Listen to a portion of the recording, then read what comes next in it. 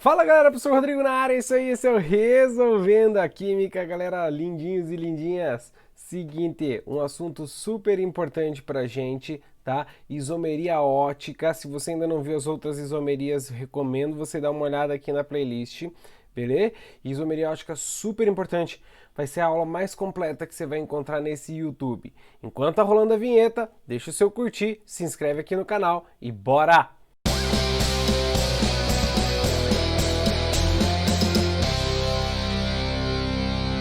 Bora lá então, galera, já tá aparecendo para você aí a nossa aula, certo? Isomeria óptica, já falamos sobre a isomeria plana, já falamos sobre a isomeria espacial, a geométrica, e agora a isomeria espacial, a ótica. Ela também é um tipo de isomeria espacial, beleza?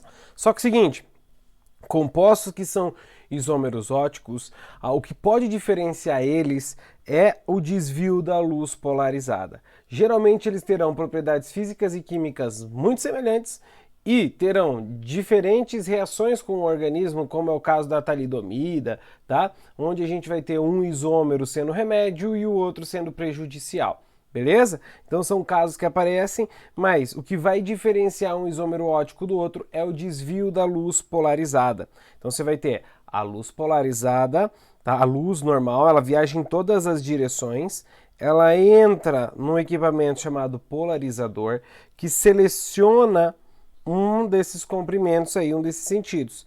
Essa luz polarizada passa pela solução e pode desviar a luz para a direita ou para a esquerda. Aqui eu fiz bonitinho para vocês, ó, um desvio para a direita é o que nós vamos chamar de destrógiro, que durante a aula eu vou chamar de Dzinho. E o levógiro é aquele que vai desviar a luz para a esquerda, que eu vou chamar de Elinho. Beleza? Show! Para desviar a luz polarizada, a gente precisa de uma molécula assimétrica, galera. Anota aí ou tira print depois da tela, beleza?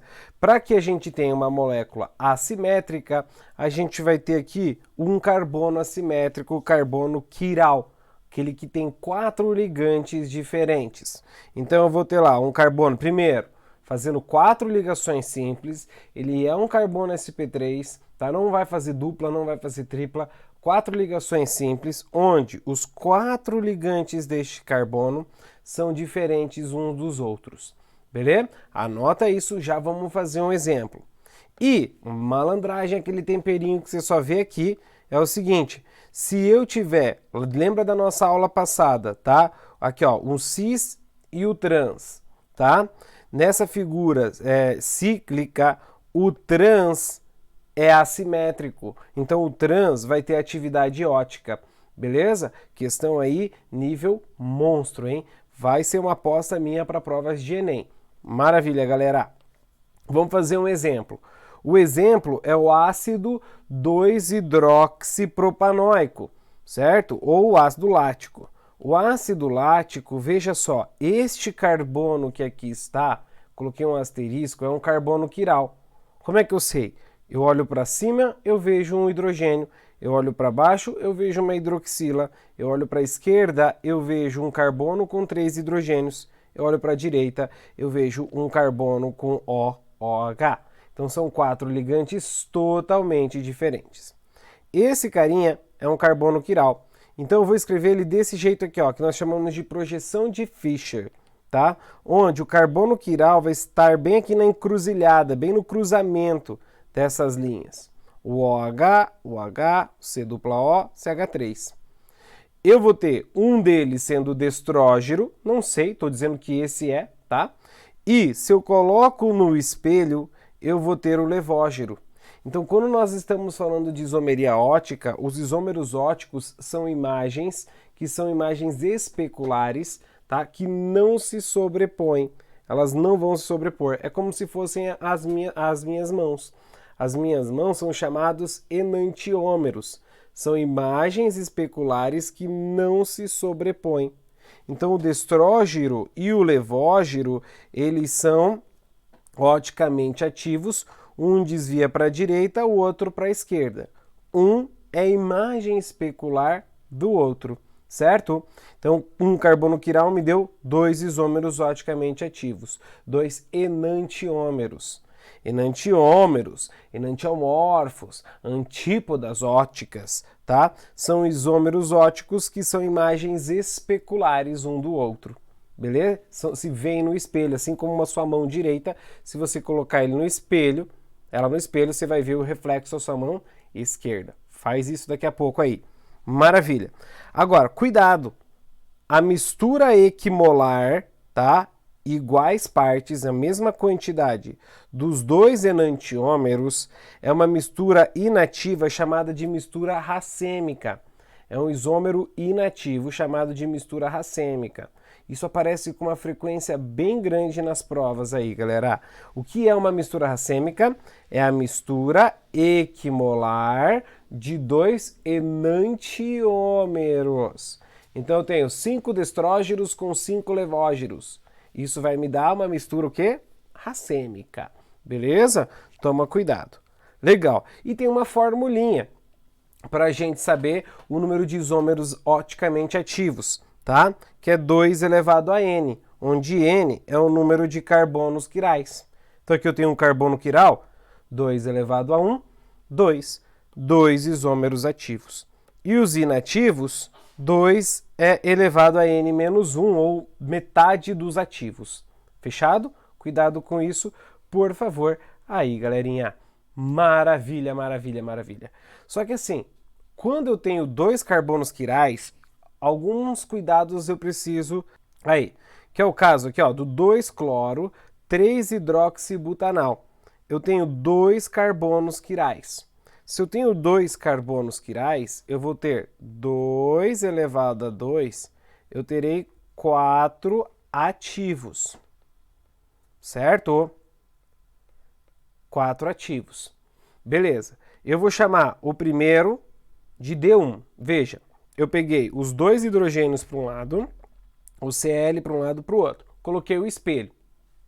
Lembra que a imagem do espelho, quem está próximo do espelho, a imagem fica próxima. Então, Cl aqui pertinho do Cl. Beleza. E do outro lado, então esse vai ser o nosso levógero. Então, vamos supor que o nosso destrógero desvia a luz com 13 graus para a direita. O nosso levógero, que é a imagem especular dele, vai desviar para a esquerda, menos 13. Só que veja só, se eu torcer só um dos carbonos, eu vou pegar e vou inverter, ó. O cloro estava aqui na direita e o hidrogênio na esquerda, inverti. Coloquei o cloro na esquerda, o hidrogênio na direita. O hidrogênio e o OH continuam iguais, o hidrogênio na esquerda e o OH na direita. Esse D2, ele não vai ser imagem no espelho do D1. Ele já é outro dos nossos isômeros óticos, certo? E se eu colocar esse D2 no espelho, você vai ver o L2. O L2 é a imagem especular do D2. Só que como ele é um isômero diferente do D1 e do L1, ele vai ter um desvio diferente. Então aqui eu coloquei mais 18. E o levógero, menos 18. Certo? Então cuidado, eu tenho 4 isômeros ativos. 2 são isômeros especulares e os outros 2 são isômeros especulares. Então, D1 é enantiômero de L1 e D2 é enantiômero de L2. Está aqui, ó, enantiômeros. O D1 e o L1. O D2 e o L2. O D1-L1 é a mistura racêmica entre o D1 e o L1. O D2-L2 é a mistura racêmica do D2 e do L2. Agora, veja, quando eu tenho 2 isômeros óticos de uma mesma substância, só que quando eles não são imagens especulares, esses 2 isômeros são chamados de diastereoisômeros. São isômeros óticos de uma substância que não são imagens do espelho uma da outra. Então, por exemplo, D1 e D2, D1 e L2, tá? Não são imagens especulares uns dos outros, mas são isômeros de uma mesma substância. Isso lhes dá a classificação de diastereoisômeros. isômeros espaciais que não são imagens especulares. Show? Isso só vai acontecer, galera, quando tiver 2 ou mais carbonos quirais. Quando eu tiver só um carbono quiral, eu não consigo ter diástero isômero. Beleza? Cuidado com isso, que é um termo que aparece muito nas provas. Beleza. E quando eu tenho 2 carbonos quirais, eu também tenho um acontecimento aí que você vai deixar guardado no seu coraçãozinho, tá? Coloque coração, por favor. Que é o composto meso, que é quando eu tenho 2 carbonos quirais idênticos. Idênticos. Eu trouxe aqui, ó, o ácido tartárico. Veja, o carbono da esquerda aqui, ó, tem um hidrogênio para cima, um OH para baixo, um carboxila para a esquerda e toda essa galera para a direita. O carbono da direita, hidrogênio para cima, OH para baixo, a carboxila para a direita e toda essa galera para a esquerda, certo? Que é exatamente igual de um lado para o outro, o que torna esses caras 2 carbonos quirais idênticos. E aí o que vai acontecer? Eu vou ter, vamos supor que esse cara aqui seja o destrógero. Se eu colocar um espelho, eu vou ter o levógero. Então vamos supor assim, ó, vamos lá, me ajuda aqui. Eu vou fazer aqui, ó, para você ver como é que funciona, tá? Aqui, hidrogênio, OH, hidrogênio, OH, certo? Aqui estão meus 2 carbonos quirais. Se eu colocar ele no espelho, opa, vamos fazer o espelho em azul. Se eu coloco o espelho, se eu chamar esse de destrógero, eu vou chamar a imagem especular dele de levógero, certo? Então vamos lá, ó. OH perto do espelho, hidrogênio longe do espelho. OH perto do espelho, hidrogênio longe do espelho. Esse vai ser o nosso levógero, L1. A mistura entre eles, D1, vamos supor que o D1 desvie a luz mais 10 graus. E o L1 menos 10 graus, porque eles são enantiômeros. Certo? Beleza. Só que agora o que vai acontecer? Tá? Quando eu misturar os dois, eu vou ter D1, L1 na mistura equimolar é racêmico. Então ele é inativo por compensação que a gente chama externa. É a mistura de 2 enantiômeros, é uma mistura racêmica, beleza? Então cuidado com isso, é uma compensação externa. Só que agora, olha só, quando eu tenho o mais 10, é porque provavelmente este desviou mais 5 e este desviou mais 5.